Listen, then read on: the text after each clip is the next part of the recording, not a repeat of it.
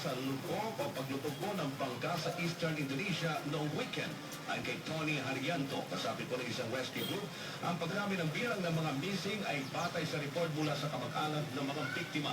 Nabatid galing po ng Maluku Province ang Putriayu boat. Patungo sana ito sa isla ng Buro. Ngunit tumaw ito matapos na hampasin ng malakas na alon. Higit 70 katao ang sakay ng bangka. Ngayon ay 40 na lang.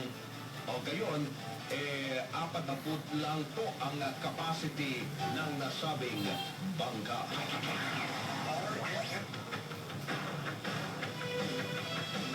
Tayo po ay live mula sa RMN News Center, Makati City, Metro Manila, Philippines.